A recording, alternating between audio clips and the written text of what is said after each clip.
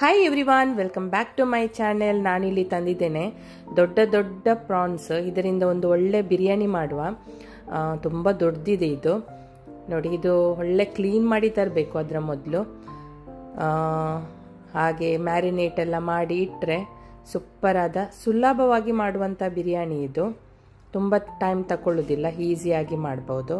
ಹೇಗೆ ಮಾಡೋದಂತ ನಾನು ನಿಮ್ಮ ಜೊತೆ ಶೇರ್ ಮಾಡ್ತೇನೆ, ಬನ್ನಿ ನೋಡುವ. ಇದನ್ನು ಮೊದಲು ಕ್ಲೀನ್ ಮಾಡಿ ತರುವ. ನೋಡಿ, ಎಲ್ಲವನ್ನು ನಾನು ಕ್ಲೀನ್ ಮಾಡಿ ತಂದಿದ್ದೇನೆ.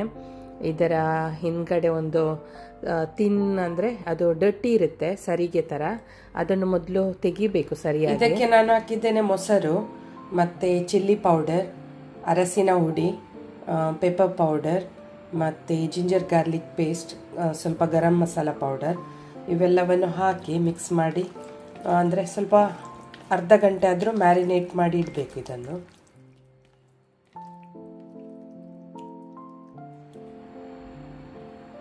ಉಪ್ಪು ಕೂಡ ಆ್ಯಡ್ ಮಾಡುವ. ಇದಕ್ಕೆ ಉಪ್ಪು ಕೂಡ ಹಾಕಬೇಕು.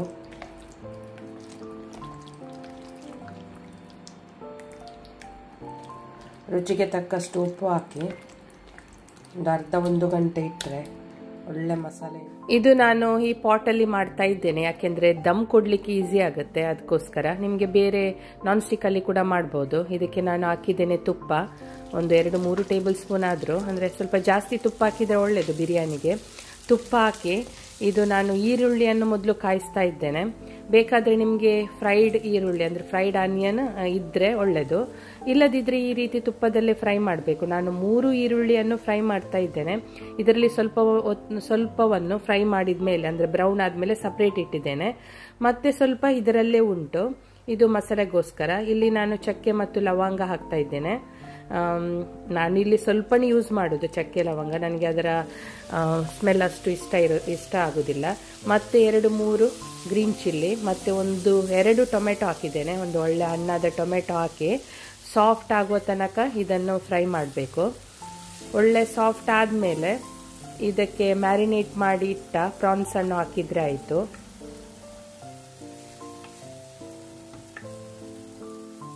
ಇಲ್ಲಿ ನಾನು ಒಂದೊಂದಾಗಿ ಪ್ರಾನ್ಸನ್ನು ಹಾಕ್ತಾ ಇದ್ದೇನೆ. ಇದು ಜಾಸ್ತಿ ಟೈಮ್ ತಗೊಳ್ಳೋದಿಲ್ಲ ಫ್ರೈ ಅಂದರೆ ಕುಕ್ ಆಗಲಿಕ್ಕೆ. ಅದರ ಸ್ಟೀಮಿಗೆ ಅದು ಪ್ರಾನ್ಸ್ ಬೇಗನೆ ಅದು ಬೇಯುತ್ತೆ. ನೋಡಿ, ಅದರಲ್ಲಿರುವ ಮಸಾಲ ಕೂಡ ಅದು ಕೂಡ ಎಲ್ಲ ಹಾಕಿ ಒಂದು 2 ನಿಮಿಷ ಇದನ್ನು ಸ್ವಲ್ಪ ಕುಕ್ ಮಾಡಿದರೆ ಆಯಿತು. ಈಗ ಇದಕ್ಕೆ ಹಾಕುವ ಕಟ್ ಮಾಡಿ ಇಟ್ಟ ಪುದೀನ ಮತ್ತು ಕೊತ್ತಂಬರಿ ಸೊಪ್ಪನ್ನು ನಾನು 1 ಮುಷ್ಟಿಯಷ್ಟು ಹಾಕಿದ್ದೇನೆ. ಒಳ್ಳೆಯದಾಗುತ್ತೆ ಈ ಪುದೀನ ಮತ್ತು ಕೊತ್ತಂಬರಿ ಸೊಪ್ಪು ಹಾಕಿದರೆ.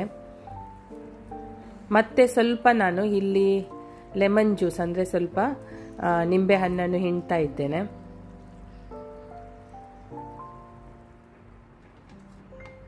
ಈಗ ಇದನ್ನು 2 ನಿಮಿಷ ಫ್ರೈ ಮಾಡಿದರೆ ಆಯಿತು. ಈಗ ಇದರಲ್ಲಿರುವ ಪ್ರಾನ್ಸ್ ಉಂಟಲ್ಲ, ಅದನ್ನು ಸಪ್ರೇಟ್ ಮಾಡಬೇಕು. ಮಸಾಲ ಅದರಲ್ಲೇ ಇರಲಿ, ಮತ್ತು ಪ್ರಾನ್ಸ್ ಮಾತ್ರ ತೆಗೆದ್ರೆ ಆಯಿತು.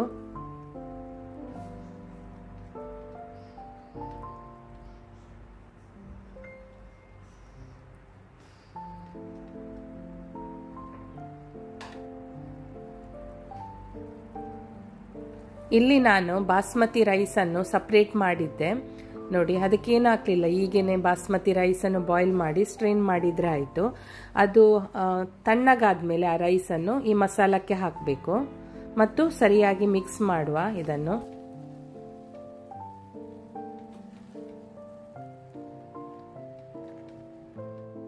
ಇದು ಒಳ್ಳೆ ಮಿಕ್ಸ್ ಆದಮೇಲೆ ಇದಕ್ಕೆ ನಾನು ಬಿರಿಯಾನಿ ಎಸೆನ್ಸ್ ಅನ್ನು ಹಾಕ್ತಾ ಇದ್ದೇನೆ. ಇದು ನಿಮಗೆ ಆಪ್ಷನಲ್, ಬೇಕಾದರೆ ಹಾಕ್ಬೋದು.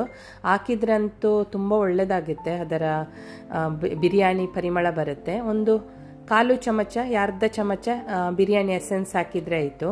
ಇದು ಚಿಕನಿಗೆ ಕೂಡ ಯೂಸ್ ಮಾಡ್ಬೋದು, ಚಿಕನ್ ಮಟನ್ ಎಲ್ಲ ಮಾಡುವಾಗ ಈ ಎಸೆನ್ಸ್. ಮತ್ತು ಈಗ ನಾನು ಸಪ್ರೇಟ್ ಮಾಡಿ ಇಟ್ಟ ಪ್ರಾನ್ಸನ್ನು ಇದರ ಮೇಲ್ಗಡೆಯಲ್ಲಿ ಇಡ್ತಾ ಇದ್ದೇನೆ. ಎಸೆನ್ಸ್ ಹಾಕಿದ ಮೇಲೆ ಬಿರಿಯಾನಿ ಮಿಕ್ಸ್ ಮಾಡಬೇಕು. ಮಿಕ್ಸ್ ಮಾಡಿದ ಮೇಲೆ ಈ ಸಪ್ರೇಟ್ ಇಟ್ಟ ಪ್ರಾನ್ಸನ್ನು ಅದರ ಮೇಲ್ಗಡೆ ಇಟ್ಟು ನೋಡಿ, ಫ್ರೈಡ್ ಆನಿಯನ್ ಉಂಟಲ್ಲ, ಅದು ಕೂಡ ಸ್ವಲ್ಪ ಗಾರ್ನಿಷಿಂಗ್ ಮಾಡ್ತಾ ಇದ್ದೇನೆ. ಮತ್ತು ಸ್ವಲ್ಪ ಕೊತ್ತಂಬರಿ ಸೊಪ್ಪು, ಸ್ವಲ್ಪ ಪುದೀನ ಸೊಪ್ಪು ಹಾಕಿ ಮೇಲ್ಗಡೆಯಿಂದ ಗಾರ್ನಿಷಿಂಗ್ ಮಾಡಬೇಕು. ಈಗ ನಾನು ಇದರ ಮೇಲ್ಗಡೆಯಿಂದ 2 ಟೇಬಲ್ ಸ್ಪೂನ್ ಅಷ್ಟು ತುಪ್ಪವನ್ನು ಹಾಕ್ತಾ ಇದ್ದೇನೆ. ತುಂಬ ಒಳ್ಳೆಯದಾಗುತ್ತೆ ಈ ರೀತಿ ಮಾಡಿದರೆ. ಮತ್ತು ಇದನ್ನು ದಮ್ ಕೊಡುವ. ಇದಕ್ಕೆ ಸರಿಯಾಗಿ ಮುಚ್ಚಳದಿಂದ ಮುಚ್ಚಿ ಒಂದು 15 ನಿಮಿಷ ಲೋ ಫ್ಲೇಮಲ್ಲಿ, ಇಲ್ಲದಿದ್ದರೆ ಗ್ಯಾಸನ್ನು ಬಂದ್ ಮಾಡಿ ಹೀಗೇನೆ ದಮ್ ಕೊಡ್ಬೋದು. ಯಾಕೆಂದರೆ ಈ ಪಾಟ್ ಬಿಸಿ ಇರುತ್ತೆ ಅಲ್ಲ, ಆ ಬಿಸಿ ಪಾಟಿಗೆ ಇದು ಒಳ್ಳೆಯದು ಇದು ಆಗುತ್ತೆ. ನೋಡ್ಬೋದು ನೀವು, ಸೂಪರಾದ ಪ್ರಾನ್ಸ್ ಬಿರಿಯಾನಿ ರೆಡಿ ಆಗಿದೆ. ಇದನ್ನು ಬಿಸಿ ಬಿಸಿ ರಾಯ್ತದೊಂದಿಗೆ, ರಾಯ್ತ ಬೇಕಂತಲೇ ಇಲ್ಲ, ಹೀಗೇನೆ ಸರ್ವ್ ಮಾಡ್ಬೋದು. ಸೂಪರ್ ಆಗುತ್ತೆ. ನೀವು ಕೂಡ ಒಮ್ಮೆ ಟ್ರೈ ಮಾಡಿ ಈ ರೆಸಿಪಿಯನ್ನು, ನಿಮಗೆ ಖಂಡಿತವಾಗಿ ಇಷ್ಟ ಆಗುತ್ತೆ. ತುಂಬ ಸುಲಭ ಮಾಡಲಿಕ್ಕೆ ಇದು. ಮತ್ತು ಬಾಸ್ಮತಿ ರೈಸನ್ನು ಸಪ್ರೇಟ್ ಮಾಡಿ ಇಟ್ಟರೆ ಮೊದಲೇ ಈಗ ಈಸಿಯಾಗಿ ಬಿರಿಯಾನಿ ಮಾಡ್ಬೋದು, ಪ್ರಾನ್ಸ್ ಬಿರಿಯಾನಿ. ನಿಮಗೆ ನನ್ನ ಈ ರೆಸಿಪಿ ಇಷ್ಟ ಆದರೆ ಒಂದು ಲೈಕ್ ಕೊಡಿ, ಶೇರ್ ಮಾಡಿ, ಸಬ್ಸ್ಕ್ರೈಬ್ ಮಾಡಿ, ಮತ್ತು ಅಲ್ಲಿರುವ ಬೆಲ್ ಐಕನನ್ನು ಪ್ರೆಸ್ ಮಾಡಿ.